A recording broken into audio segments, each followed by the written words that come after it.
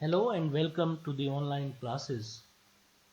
Hope you all are doing well at your homes and also giving time to your studies. Myself is Dr. Vijay Prakash Bhatt from Government Degree College, Narendra Nagar, Uttarakhand. Today I am going to talk about communication, its process, principles and barriers. Communication जो शब्द है ये Latin भाषा के communist शब्द से इसकी उत्पत्ति हुई है, जिसका मतलब होता है कॉमन। हिंदी में हम इसे संप्रेषण कहते हैं। अगर कम्युनिकेशन को परिभाषित करना चाहें तो कम्युनिकेशन का से तात्पर्य किसी फैक्ट, आइडिया, ओपिनियन और इमोशन का आदान प्रदान दो या दो से अधिक व्यक्तियों के मध्य करना है। और क्योंकि हम ऑर्गेनाइजेशनल बिहेवियर में कम्युनिकेशन की स्टडी कर रहे हैं, तो एक और डेफिनेशन मैं यहाँ पे आप लोगों के बीच में रखना चाहूँगा। ये डेफिनेशन दी है विलियम स्कॉट ने, और इसके अकॉर्डिंग मैनेजरियल कम्युनिकेशन एक ऐसी प्रोसेस है जो कि आइडिया के आदान प्रदान से संबंधित है, और यह भी सुनिश्चित करती है कि आइडिया रिसीवर तक उसी फॉर्म में पहुंचा या नहीं। कम्युनिकेशन का पर्पज ऑर्गेनाइजेशनल गोल के अचीव करने के लिए, ऑर्गेनाइजेशनल गोल्स को अचीव करने के लिए कोई गतिविधि शुरू करवाना होता है। और इस डेफिनेशन को अगर हम देखें तो हम कुछ पॉइंट्स इस डेफिनेशन से ले सकते हैं जिन पे ये फोकस करती है।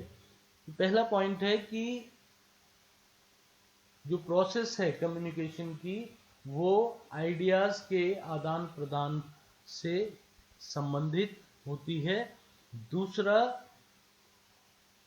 कम्युनिकेशन में यह इंश्योर करना आवश्यक है कि आइडियाज का रेप्लिकेशन सेंडर के दिमाग में जैसा था उसी तरह से रिसीवर तक पहुंचा या नहीं। और इस बात को जानने के लिए कि आइडिया एग्जैक्टली रेप्लिकेट हुआ है, हम फीडबैक का सहारा लेते हैं। और कम्युनिकेशन एक द्विपक्षीय प्रोसेस है, एक टू वे प्रोसेस है, जिसमें कि सेंडर के द्वारा मैसेज और रिसीवर के द्वारा फीडबैक दिया जाता है। और सारे कम्युनिकेशन का, जितने भी बिजनेस कम्युनिकेशंस हैं, उनका जो मुख्य उद्देश्य है वो किसी कार्य को शुरू करवाना होता है। Let's talk about the objectives of communication. Communication के उद्देश्य क्या हैं? कम्युनिकेशन का जो पहला उद्देश्य है वो है इंफॉर्मेशन को पहुंचाना या इंफॉर्मेशन कलेक्ट करना। ऑर्गेनाइजेशंस में प्लानिंग से लेकर और कंट्रोल तक इन सारी गतिविधियों को संचालित करने के लिए हमें तरह तरह की इंफॉर्मेशंस की आवश्यकता होती है, और कम्युनिकेशन के द्वारा हम ऑर्गेनाइजेशन की सभी गतिविधियों की जानकारी ले सकते हैं। दूसरा जो उद्देश्य है कम्युनिकेशन का वो है एजुकेशन प्रदान करना। आप एम्प्लॉयज को एजुकेट कर सकते हैं ऑर्गेनाइजेशंस के जो ऑब्जेक्टिव्स हैं, जो उनका मिशन है, जो विजन है, उसके प्रति एजुकेट किया जा सकता है। साथ ही एम्प्लॉयज़ की ट्रेनिंग दी जा सकती है, उनका स्किल डेवलपमेंट किया जा सकता है। इसके लिए भी हम कम्युनिकेशन का सहारा लेते हैं। अगर हमें किसी कार्य को करने के लिए सलाह की आवश्यकता है तो कम्युनिकेशन के द्वारा हम सलाह भी ले सकते हैं। साथ ही सबऑर्डिनेट्स को वार्निंग भी दी जा सकती है कम्युनिकेशन के द्वारा। अगर कोई सबऑर्डिनेट ऑर्गेनाइजेशनल के रूल्स एंड रेगुलेशन को फॉलो नहीं कर रहा है या उसके द्वारा ऑर्गेनाइजेशन को हानि की संभावना है, तो आप उसको वार्न कर सकते हैं बाय ओरल और रिटन कम्युनिकेशन। आप ऑर्डर्स जारी कर सकते हैं। आप देखते होंगे किसी भी ऑर्गेनाइजेशन में सीनियर्स अपने सबऑर्डिनेट्स को उनसे अलग अलग तरह के फीडबैक लेने के लिए, अलग अलग तरह के कार्य करवाने के लिए ऑर्डर्स जारी करते हैं। इसके अलावा कम्युनिकेशन के द्वारा एम्प्लॉयज़ का मोरल, जो उनका मानसिक स्तर है, उसको बढ़ाया जा सकता है। आप सजेशंस ले या दे सकते हैं, एम्प्लॉयज़ को मोटिवेट कर सकते हैं और उन्हें किसी कार्य विशेष हेतु परस्यू भी कर सकते हैं। कम्युनिकेशन की सिचुएशन क्या है? किस सिचुएशन में communication takes place? Let's see. For communication to take place there must be a sender, एक व्यक्ति जिसके पास कोई आइडिया है, इंफॉर्मेशन है और वो उसको संप्रेषित करना चाहता है, उस व्यक्ति का होना अत्यंत आवश्यक है। इसके अलावा आप वो मैसेज किस व्यक्ति को देना चाहते हैं, तो उस मैसेज को रिसीव करने के लिए एक व्यक्ति का होना आवश्यक है, जिसको हम रिसीवर कहते हैं।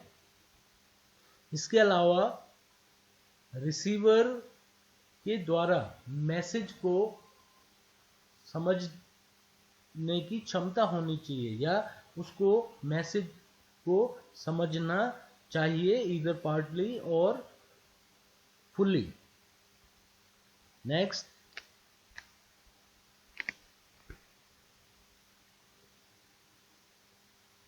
फीडबैक अत्यंत आवश्यक है और कम्युनिकेशन के लिए कोई मीडियम का भी होना आवश्यक है। तो कम्युनिकेशन प्रोसेस पे एक निगाह डालते हैं। जैसे कि हमने कम्युनिकेशन की सिचुएशन में देखा कि एक सोर्स या सेंडर, एक रिसीवर और मीडियम का होना अत्यंत आवश्यक है। तो जो सोर्स के पास जो आइडिया है, इंफॉर्मेशन है, वो उसको किस मीडियम से, किस माध्यम से रिसीवर तक भेजना चाहता है, उसके अकॉर्डिंग वो उस इंफॉर्मेशन या आइडिया को इनकोड करता है। सपोज अगर सेंडर ओरली किसी को कोई मैसेज देना चाहता है तो वो उसको एक सेंटेंस के फॉर्म में डिलीवर करेगा, और जब आप आइडिया या इंफॉर्मेशन को इनकोड कर देते हैं तब जाके वो मैसेज की फॉर्म लेता है। उसको हम किसी मीडियम के द्वारा, अगर आप ओरली कम्युनिकेट कर रहे हैं, आप टेलीफोनिक कम्युनिकेशन कर रहे हैं, आप रिटन कम्युनिकेशन कर रहे हैं, उसके अकॉर्डिंग हम अपना मीडियम चूज करते हैं और उस मीडियम के द्वारा ही आइडिया का ट्रांसमिशन होता है from the sender to receiver.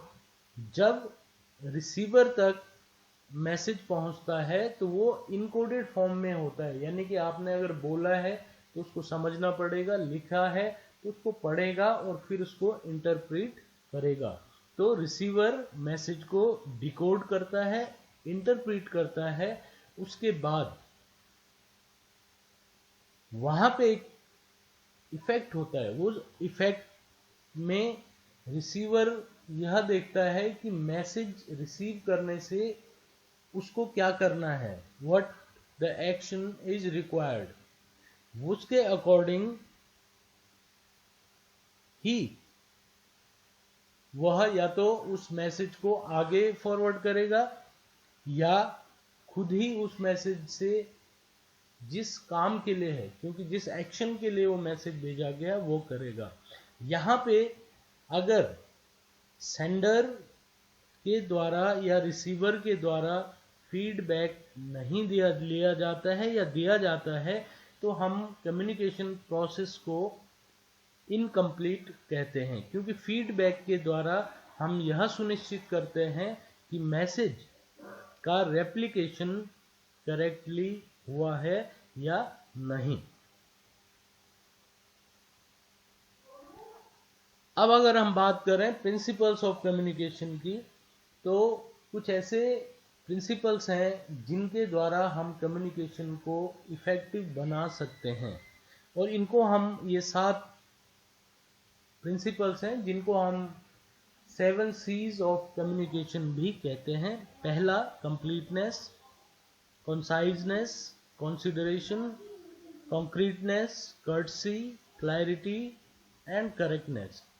तो इनको अब हम सेपरेटली देखें तो कंप्लीटनेस जो पहला सी है, मैसेज को कंप्लीट होना चाहिए। मैसेज में आप जो भी आइडियाज, इंफॉर्मेशन, फैक्ट्स भेजना चाहते हैं वो पूरी तरह से उसमें समाहित होने चाहिए, और अगर आपका मैसेज कंप्लीट नहीं है तो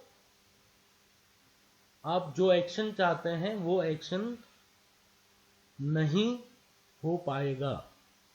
दूसरा है कंसाइजनेस, आप जो भी मैसेज भेजें वो ब्रीफ होना चाहिए, शॉर्ट होना चाहिए, क्योंकि अगर आप बहुत बड़ा मैसेज देते हैं बोल के, लिख के या जिस भी माध्यम से आप मैसेज को दे रहे हैं, तो आपको उसमें एप्रोप्रिएट वर्ड्स को यूज करना आवश्यक है। और ये हमेशा ध्यान रहे कि एक जो छोटा मैसेज होता है वो टाइम सेवर भी होता है for the sender and receiver, और साथ ही इसमें कुछ गलतफहमी होने के चांसेस भी कम होते हैं। कंसिडरेशन, आपको रिसीवर की कंडीशन का, रिसीवर की सिचुएशंस का कंसिडरेशन करना चाहिए जब आप मैसेज भेज रहे हैं। वो उसकी सोशियो कल्चरल बैकग्राउंड क्या है, उसके अकॉर्डिंग आप जो है अपने मैसेज को इनकोड करेंगे, और साथ ही आप उनका एजुकेशनल लेवल क्या है, उनके इमोशनल लेवल क्या है, उनका एज ग्रुप क्या है, उनके प्रीफरेंसेस क्या हैं, और इसी के अकॉर्डिंग आप अपने मैसेज को मॉडिफाई करेंगे, उसकी लैंग्वेज का निर्धारण करेंगे। तो कंसीडरेशन एक आवश्यक प्रिंसिपल है कम्युनिकेशन का। देन है कंक्रीटनेस, आप जो भी मैसेज भेजें वो कंक्रीट हो, उसमें जो इंफॉर्मेशन आप डालें वो स्पेसिफिक हो, डेफिनिट हो और करेक्ट हो। क्योंकि अगर आपका मैसेज करेक्ट नहीं है, अगर आप रिटर्न कम्युनिकेशन कर रहे हैं, आपकी जो वर्ड्स हैं वो करेक्टली नहीं लिखे गए हैं, तो वो मीनिंग को चेंज कर सकते हैं और कम्युनिकेशन को इनफेक्टिव बना सकते हैं। देन कर्टसी, आप जिस भी व्यक्ति को मैसेज ट्रांसमिट कर रहे हैं, यानी कि जो रिसीवर है, आपको अपने मैसेज में उसकी डिग्निटी, उसकी रिस्पेक्ट और ऑनर को बना के रखना है। आपको इस तरह के वर्ड्स यूज करने हैं कि रिसीवर किसी तरह इमोशनली हर्ट ना हो और आपका कम्युनिकेशन इफेक्टिव बना रहे। देन क्लैरिटी, मैसेज में या कम्युनिकेशन में क्लैरिटी का होना नितांत आवश्यक है। आप जो भी एक्सप्रेस करना चाहते हैं, जो भी इंफॉर्मेशन आप देना चाहते हैं, जो भी आइडिया आप कन्वे करना चाहते हैं, वो क्लियर होना चाहिए ताकि किसी प्रकार का कंफ्यूजन क्रिएट ना हो। और correctness in the sense of आप जिस भी माध्यम से, चाहे ओरली हो, रिटर्न कम्युनिकेशन हो, आपको जो लैंग्वेज आप यूज कर रहे हैं, जो सेंटेंसेस आप बना रहे हैं, जो वर्ड्स आप यूज कर रहे हैं, वो करेक्टली स्पेल्ड होने चाहिए। और आप के जो आइडियाज हैं उसको वो उसी सेंस में अगर रिसीवर तक पहुंचा रहे हैं तो हम उसको करेक्ट कहेंगे। एक जो करेक्ट मैसेज होगा वो एक अच्छा इम्पैक्ट क्रिएट करता है सेंडर के बारे में, रिसीवर के दिमाग में। तो मैसेज का करेक्ट होना भी अति आवश्यक है। अगर हम इन 7 C's को कम्युनिकेशन में यूज करते हैं, इनका ध्यान रखते हैं, तो कम्युनिकेशन इफेक्टिव होगा, फ्लॉलेस होगा। अब इम्पोर्टेंस क्या है कम्युनिकेशन की ऑर्गेनाइजेशंस में? कम्युनिकेशन के आधार पर डिसीजन मेकिंग की जा सकती है, प्रभावी तरीके से डिसीजन मेकिंग की जा सकती है। और अगर कम्युनिकेशन इफेक्टिव है तो ये ऑर्गेनाइजेशन में कोऑपरेशन की, सहभागिता और समन्वय की भावना को बढ़ाती है। कम्युनिकेशन के द्वारा इफेक्टिवली आप जो कंट्रोल मैकेनिज्म है उसको कर सकते हैं, क्योंकि कंट्रोल में आप अपनी ऑर्गेनाइजेशन के लिए आप जो गोल सेट करते हैं, आप समय समय पे कंट्रोल द्वारा यह चेक करते हैं कि क्या वो गोल्स अचीव हो रहे हैं या नहीं। अगर नहीं हो रहे हैं तो what are the reasons behind it. तो आप इन सब चीज़ों को कम्युनिकेट करके, आप सलाह मशविरा करके, अपने सबॉर्डिनेट्स के साथ में बैठ के डिस्कस करके एक कंट्रोल मैकेनिज्म तैयार कर सकते हैं। और आप जानते हैं मोटिवेट करने के लिए इफेक्टिव कम्युनिकेशन की बहुत आवश्यकता है। और साथ ही अगर आप एक बहुत अच्छे कम्युनिकेटर हैं, बहुत अच्छे ओरेटर हैं, तो आप जो लीडरशिप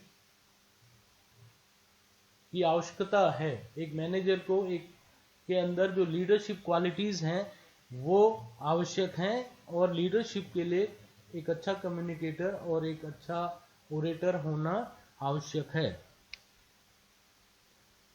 कम्युनिकेशन के द्वारा हम ऑर्गेनाइजेशन की इमेज को सुदृढ़ कर सकते हैं सोसाइटी में, और तरह तरह के प्रचार माध्यमों के द्वारा हम अपने ऑर्गेनाइजेशंस की जो क्वालिटीज़ हैं उनको स्प्रेड कर सकते हैं with the help of communication. और वर्तमान समय में जो बिजनेस एक्टिविटीज़ हैं ये बहुत कॉम्प्लेक्स हो गई है, ऑर्गेनाइजेशंस बहुत बड़े हैं, ऑर्गेनाइजेशन में जो प्रोसीजर्स हैं वो कॉम्प्लेक्स हो गए हैं। तो यहाँ पे जो इफेक्टिव कम्युनिकेशन का रोल है वो बढ़ जाता है। नाउ कम्युनिकेशन में ऐसी कौन सी चीज़ें हैं जो कम्युनिकेशन में या संप्रेषण में बाधाएं उत्पन्न करती हैं? इनको हमने कुछ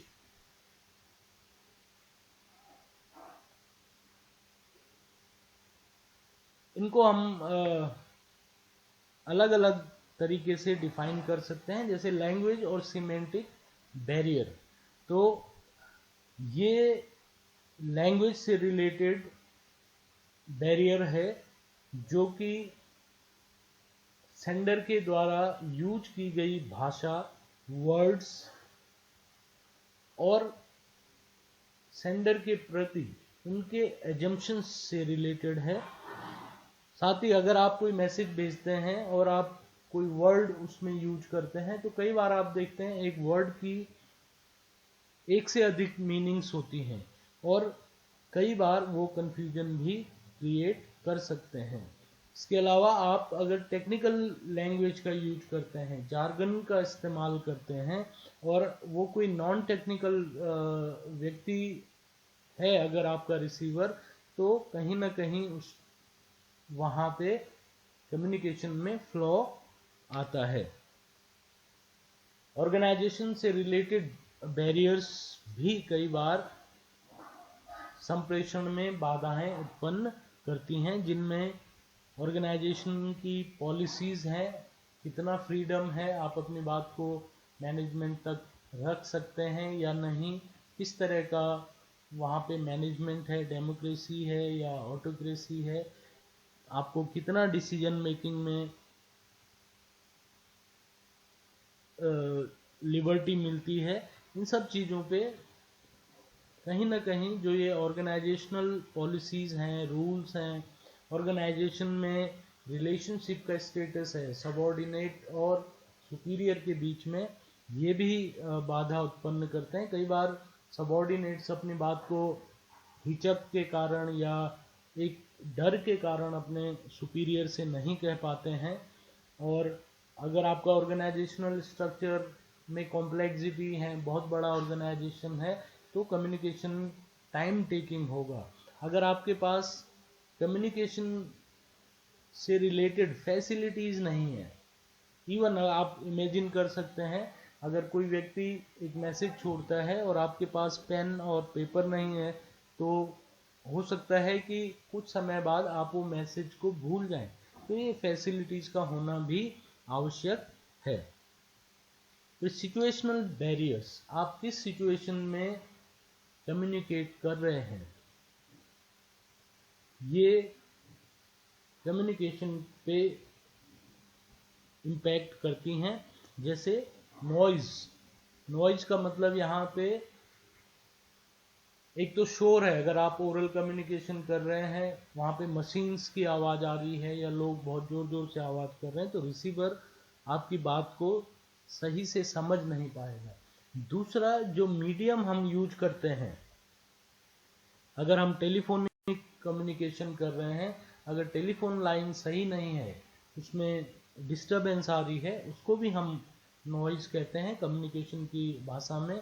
आपकी अगर हैंड राइटिंग, रिटर्न कम्युनिकेशन में हैंड राइटिंग अगर अच्छी नहीं है, समझ में नहीं आ पा रही है, तो वो भी एक बैरियर का काम करती हैं और उसको भी हम नॉइज कहते हैं।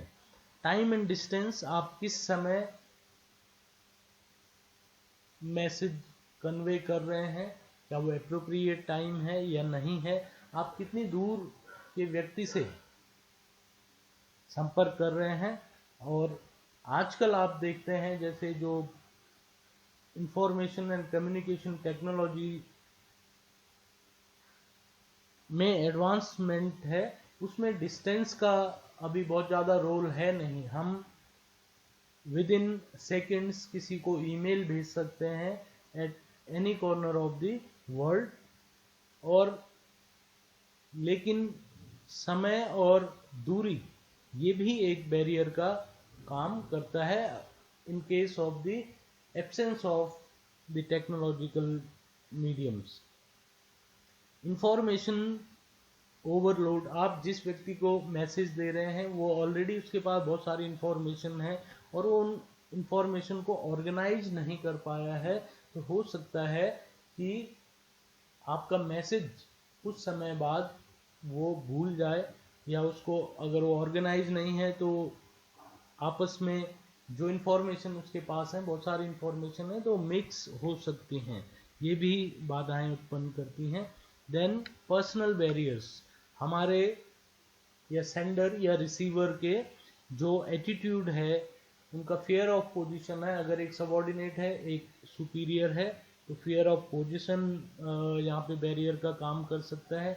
लैक ऑफ कॉन्फिडेंस, कई बार आपको कॉन्फिडेंस नहीं होता है और आप इस कॉन्फिडेंस के कारण अपनी बात को नहीं कह पाते हैं। कई बार आप अपने सबॉर्डिनेट के साथ कॉन्फिडेंशियल बातें शेयर नहीं करना चाहते हैं due to the lack of the confidence. Shortage of time, आपके पास समय की कमी है, आप मैसेज को ऑर्गेनाइज नहीं कर पा रहे हैं। लैक ऑफ अटेंशन, कई बार कोई आपको कोई मैसेज देना चाह रहा है लेकिन आप अटेंटिव नहीं हैं। स्टीरियोटाइप्स, आप कई बार, स्टीरियोटाइप का मतलब है कि किसी व्यक्ति को ओवरऑल बेसिस पे हम उसकी पर्सनैलिटी का निर्धारण कर लेते हैं। जैसे सपोज अगर आप देखेंगे कि हम कहते हैं कि ये व्यक्ति MIT से पढ़ के आया है, मैसाचुसेट्स इंस्टीट्यूट ऑफ टेक्नोलॉजी से पढ़ के आया है, तो ऑब्वियसली आपके दिमाग में एक वो आएगा कि हाँ ये बहुत इंटेलिजेंट होगा, या ये हार्वर्ड यूनिवर्सिटी से पढ़ा है। या और साथ ही अगर हम ऐसे किसी गांव के इंस्टीट्यूट का नाम लेंगे तो हम एक स्टीरियोटाइप, अगर हम ये कहते हैं कि यह व्यक्ति अमेरिका से आता है तो आपके दिमाग में स्टीरियोटाइप है कि हाँ ये बहुत अच्छी इंग्लिश बोलता है, इसको हम स्टीरियोटाइप कहते हैं। तो कई बार अगर सेंडर स्टीरियोटाइप करके रिसीवर को मैसेज भेजता है तो वो एक कम्युनिकेशन में बैरियर उत्पन्न कर सकता है। देन है साइकोलॉजिकल बैरियर्स। तो साइकोलॉजिकल बैरियर्स जो हैं ये व्यक्तिगत बैरियर्स हैं, जैसे प्रीमेच्योर इवैल्यूएशन। आप कई बार जो है सेंडर और रिसीवर के बीच में आप मैसेज को अच्छे से इवैल्यूएट नहीं करते हैं कि वो क्या बोलना चाह रहा है, आप अपने हिसाब से उसका मतलब निकाल लेते हैं। पुअर रिटेंशन ऑफ इंफॉर्मेशन, आप इंफॉर्मेशन को अच्छे से स्टोर नहीं कर पाते हैं, भूल जाते हैं या उसको मिक्स कर देते हैं, ऑर्गेनाइज नहीं कर पा रहे हैं। एटीट्यूड, पर्सनल एटीट्यूड और अपनी ओपिनियन के कारण भी कई बार हम मैसेज को उसी तरीके से रिसीव या सेंड नहीं कर पाते हैं। और इमोशंस एक बहुत बड़ा रोल प्ले करती है। हमारी जो इमोशनल स्टेट है वो मैसेज के भेजने या रिसीव करने पे इम्पैक्ट कर सकती है। और अगर हम सेंडर या रिसीवर की इमोशनल स्टेट को सही से नहीं समझ पाते हैं तो कम्युनिकेशन परफेक्ट नहीं हो पाता है। कुछ और तरह के बैरियर्स हैं, जैसे सोर्स। कई बार मैसेज का सोर्स क्या है, कौन मैसेज का सेंडर है, ये चीज़ें हम कई बार सोचते हैं अच्छा फलां व्यक्ति से मैसेज आया है, नो प्रॉब्लम, कोई बात नहीं, आप उसको हल्के में ले लेते हैं। या फलां व्यक्ति से मैसेज आया है तो आप अटेंटिव हो जाते हैं। इसी तरह कल्चरल बैरियर्स, हमारा जो कल्चरल टैबूज हैं और किसी कल्चर में किसी विशेष तरह के वर्ड्स का अलग अलग ट्रांसलेशन मीनिंग हो सकती है। और डिस्टॉर्शन, कई बार हम लोग खुद ही डिस्टॉर्ट रहते हैं। डिस्टर्बेंसेस जो हैं वो भी कम्युनिकेशन में बाधाएं उत्पन्न कर सकते हैं। तो आज के लिए इतना ही। Thank you very much.